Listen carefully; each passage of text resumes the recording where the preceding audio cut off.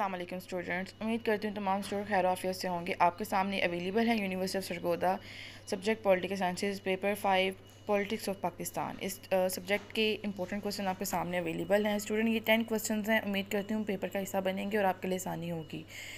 وہ تمام اسٹوڈنٹ جو کہ اپنے اس پیپر کی تیاری کرنا چاہتے ہیں، وہ اگر یہ 10 کوسچن ریڈی کر لیتے ہیں تو انشاءاللہ ان کا پیپر بہت اچھا جائے گا اور ان کے ایک گریڈ میں مارکس آئیں گے۔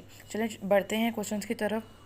اسٹوڈنٹس، آپ نے سب سے پہلے پیپر دیکھنا ہے۔ اگر اس میں بیوروکریسی اور سیاست میں فوج کا کردار آتا ہے تو کوشش کریں کہ سب سے پہلے یہ کوسچن اٹیمپٹ کریں۔ یہ موسٹ مارکس گیننگ کوسچن ہے اور اس میں جو نمبر ڈیڈکشن ہوتی ہے وہ میکسیمم اسٹوڈنٹس کی نہیں ہوتی ہے، تو کوشش کریں کہ بیوروکریسی اور سیاست میں فوج کا کردار، یہ کوسچن سب سے پہلے اٹیمپٹ کریں۔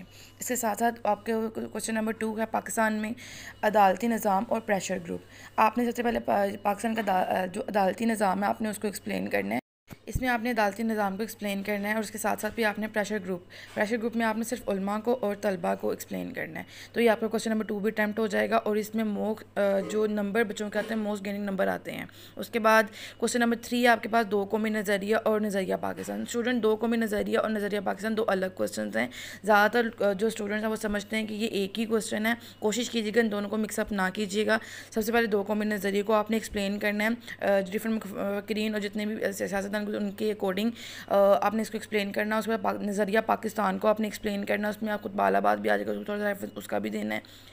دونوں کوسچن کو کوشش کیجیے گا کمپیریزن کر کے، ایک طرف قومی نظریہ دوسری طرف نظریہ پاکستان لکھ کے دونوں کو کمپیریزن کر کے ایکسپلین کیجیے گا، تو یہ کوسچن کے آپ کا اٹیمپٹ ہو جائے گا اور اس کو اچھی طریقے سے ایکسپلین کیجیے گا۔ اس کے بعد آپ کا کوسچن نمبر 4 دستوری مشکلات اور 9 سالہ دورانیہ۔ پاکستان بننے کے بعد 9 سال لگے تھے پہلا ہمارا دستور بننے میں، اور اس میں جو مشکلات آئی تھی اس کو ایکسپلین کرنا ہے۔ کوسچن نمبر 5 ہے ہمارے پاس 1956 کا دستوری آئین کی دفعات اور ناکامی کے اسباب لکھنے ہیں۔ آپ نے پہلے اس میں 1956 کا دستور ہے اس کو ایکسپلین کرنا ہے۔ اس کے بعد اس کی آئینی دفعات بتانی ہے، ان کو ایکسپلین کرنا 1 بائی 1 اور کوشش کریں 2 سے 3 لائن میں ایکسپلین کر دیں۔ اس کے بعد آپ نے ناکامی کے اسباب لکھنے ہیں، کوشش کریں اس کی 18 to 20 ہیڈنگز بن جائیں۔ اس کے بعد آپ کے پاس ہے کوسچن نمبر 6 1962 کا صدارتی آئین صدر کے اختیارات۔ آپ نے پہلے 1962 کا جو صدارتی آئین اس کو ایکسپلین کرنا ہے، ان کی آئینی دفعات لکھنی ہے، ان کو ایکسپلین کرنا ہے۔ اس کے بعد اس کی اہمیت لکھنی ہے۔ اس کے بعد جو اس کے صدر کے اختیارات دیے گئے تھے اس کو ایکسپلین کرنا ہے۔ یہ 3 پارٹ میں اس کوسچن کو اپنے اٹیمپٹ کرنا ہے، انشاءاللہ آپ بہت اچھے نمبر آئیں گے۔ سوال نمبر 7 ہے 1973 میں دستور میں وزیر اعظم کے اختیارات اور دفعات۔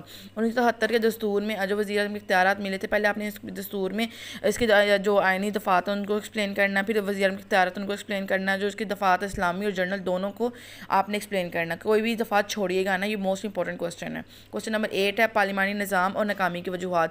پہلے پاکستان نے پارلیمانی نظام کو آپ نے ایکسپلین کرنا ہے، پھر اس کی اہمیت کو ایکسپلین کرنا ہے، پھر اس میں جو اہم نکات اس کو ایکسپلین کرنا ہے، اس میں ناکامی کی وجہ کیا بنی۔ کوشش کریں 18 to 20 ہیڈنگز ناکامی کی وجوہات کی بنے، اینڈ پہ آپ نے ہاتھ کے کلام لکھنا اور کوسچن کو وائنڈ اپ کرنا ہے۔ کوسچن نمبر 9 ہے ہمارے پاس پاکستان میں سیاسی پارٹیوں کا کردار۔ آپ نے یہاں پہ پاکستان میں سیاسی پارٹیوں کا کردار کو ایکسپلین کرنے کے پہلے پارٹیوں کو ایکسپلین کرنا ہے، اس کے بعد ان کے کردار کو ایکسپلین کرنا ہے۔ کوشش کریں کہ یہ کوسچن آپ پازیٹیو ہو کے اٹیمپٹ کریں اور کسی بھی پارٹی کا نام کو مینشن نہ کریں۔ جنرل بیسس پہ جو پارٹیوں کو ایکسپلین کرنا اس طرح ایکسپلین کریں اور کوشش کریں اپنا نریٹو کو ہم پازیٹیو وے میں رکھیں اور اس کوسچن کو پھر اٹیمپٹ کریں۔ کوسچن نمبر 10 ہے قومی یکجہتی اور مسائل اور مارشل لا 1969۔ سب سے پہلے آپ نے قومی یکجہتی کو ایکسپلین کرنا ہے، پھر اس کے مسائل کو ایکسپلین کرنا ہے، پھر اس کا حاصل کلام لکھنا ہے۔ اس کے بعد آپ نے مارشل لا کو ایکسپلین کرنا ہے، مارشل لا سے پہلے کس کی حکومت تھی، پھر مارشل لا لگا، اس کے بعد مارشل لا پہلے کیا حالات تھے اس کو ایکسپلین کرنا ہے، وضاحت کرنی ہے اور کوسچن کو وائنڈ اپ کرنا ہے۔ اسٹوڈنٹ، یہ 10 کوسچن موسٹ امپورٹنٹ کوسچن ہے اور پیپر 30 کی پہلی یہ پرائرٹی ہوتے ہیں۔ کوشش کریں کہ اگر آپ کا پیپر ہے تو آپ کوشش کریں کہ یہ 10 کوسچن ضرور کر کے جائیں۔ نوٹ آپ کے لیے یہ ہے کہ ہر کوسچن کی 25 ہیڈنگز ہونی چاہیے، ہر کوسچن میں ایک فلو چارٹ ہونا چاہیے اور ایک فلو شیٹ ضرور ہونی چاہیے، منیمم ہونی چاہیے۔ اس کے علاوہ میکسیمم جتنے مرضی بنا لیں، کوئی ایشو نہیں ہے۔ فوکس آپ نے ڈیٹ کے اوپر کرنا اور اپنے ایکسپلینیشن ایریا کے اوپر کرنا۔ جتنی اچھی ایکسپلینیشن ہوگی اتنا ہی جو مارکس آپ کو زیادہ ملیں گے اور پیپر چیکنگ جو مارکس زیادہ دیتے ہیں اس کے اکارڈنگ۔ اس کے علاوہ کوشش کریں کہ ہر کوسچن 5 پیجز پہ، یعنی